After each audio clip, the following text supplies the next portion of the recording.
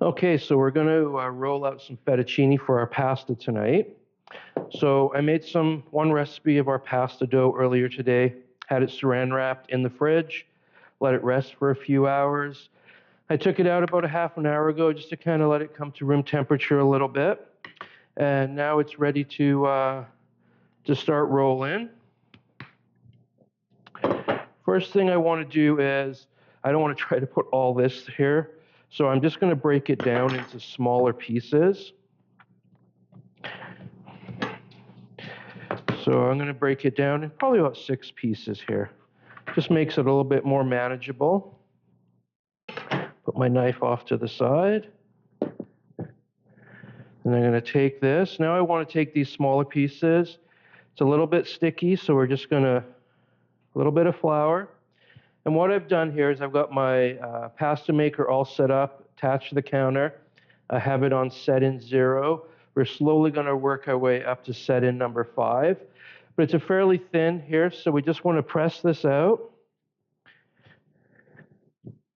so it fits through, just like so.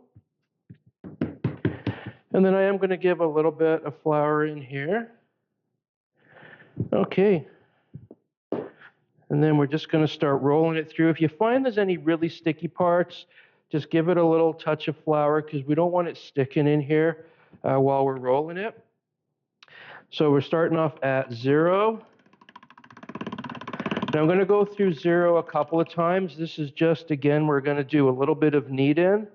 So I've rolled it through. I'm just going to flatten it out so it fits. Like so. Fold it over. Then give it another go. So now I'm going to go from 0 to 1. You can feel a little bit sticky again as we've worked the dough. There's a little bit more flour, like so. And then we're going to go through number 1. Then we're going to go through 2. And I keep feeling the dough. If there's any stickiness, we'll add a little bit of flour. We're good right now. So we're going to 3.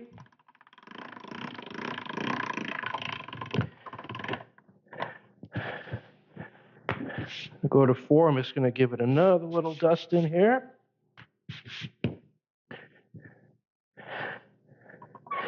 Now, as it gets longer, I want to use my hands here just as a guide, because sometimes it can kind of get caught and move to one side or the other. This just helps keep it nice and straight. And because it's not sticky, it folds up, but then it rolls out quite nicely. Like so. Now we're on to number 5. Again, using our hands here.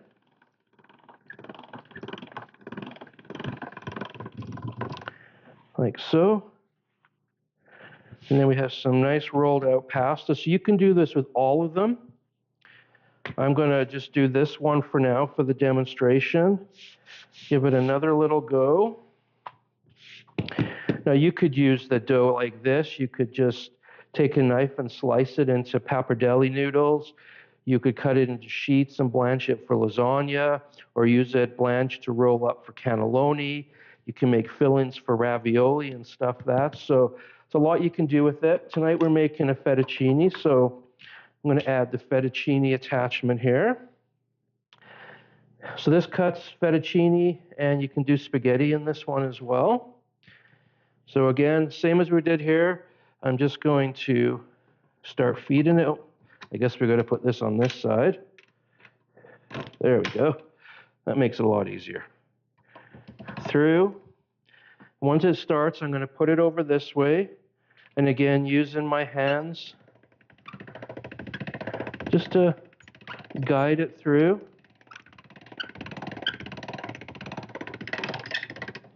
Like so. And then I have this beautiful fettuccine. So I'll just leave it on my counter here. Add a little bit of flour so it doesn't stick together.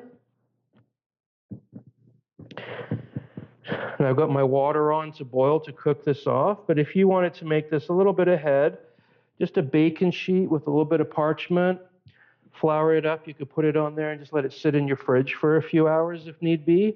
That's kind of how we would work it at the restaurant. I'm going to cook this right away, so I'm just going to let it sit out. So that's basically. Okay, so we're going to start our sauce to go with our fettuccine.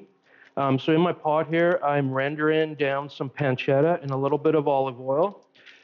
Trying to get the pancetta nice and crispy, get all that beautiful fat out of it. It's a very simple sauce. You can make this ahead of time if you wanted. Just reheat it when your pasta is ready. If you want to take the stress out of any last minute cooking. So once I've got this beautiful, crispy, rendered pancetta, I'm going to add about 1 liter of our candied garlic tomato sauce.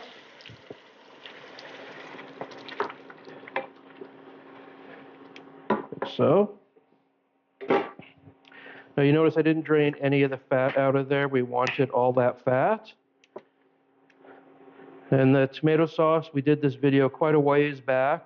And I always freeze like 1 liter tubs because then I can use them nice, quick, easy dinners like this. So we've made our homemade fettuccine. You don't have to use the homemade fettuccine. You could cook up some regular pasta, make for a nice, quick, easy dinner. I'm going to add a little bit of salt and pepper to the sauce here. Just get that, and we'll give it a taste. When we cooked the pancetta, I didn't add any garlic. I didn't add any onions because all that's already in the sauce, the roasted, the candied garlic tomato sauce. And I'm not adding anything else to this. This is, I've put a lot of time into making the fettuccine, so I really want that to be the highlight. Got some beautiful fresh basil, some fresh mozzarella. Might add a little bit of chili flakes to this. Like so.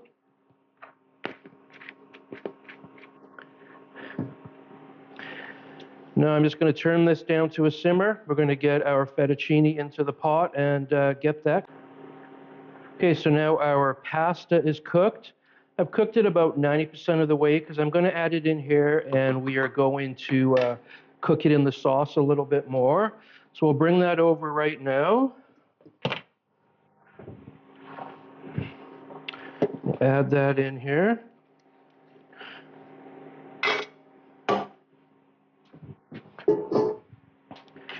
And I'm going to start to stir this around.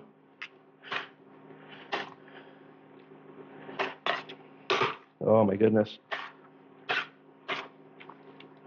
Now I also saved about a cup of the pasta cooking water. So I'm just going to turn this up just a little touch here. Now if you find you reduce your sauce too much and it's a little dry, you can add a little bit of the reserved water if you want from the cooking water. We save this because it's already seasoned, because we seasoned it to cook the pasta. It's got a little bit of the starch in it from the pasta, so it's got a little bit of body to it. So that's in there now.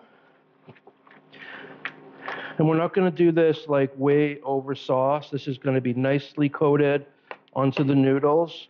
This is all about this beautiful pasta we took all the time and effort to make. I'm going to give my pasta one last little try here. Make sure it's cooked as al dente as I like. Well, it's really good. A little bit of pepper. Where did I put my salt? There we go. Just a touch of salt. Then a couple of last things we're going to add. I have some fresh mozzarella that I've diced up. So this is what it looks like when you buy it. You'll find this a lot on a really nice artisan pizzas and stuff. I've diced that up, and we're just going to toss her in there. And this will start to melt. It'll give a beautiful creaminess to this pasta. Oh my goodness.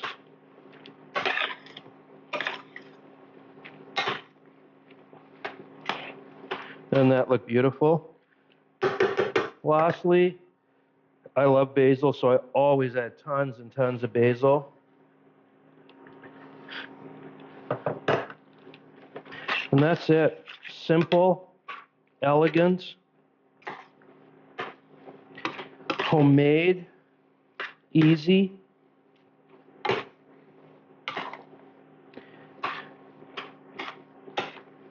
There you go.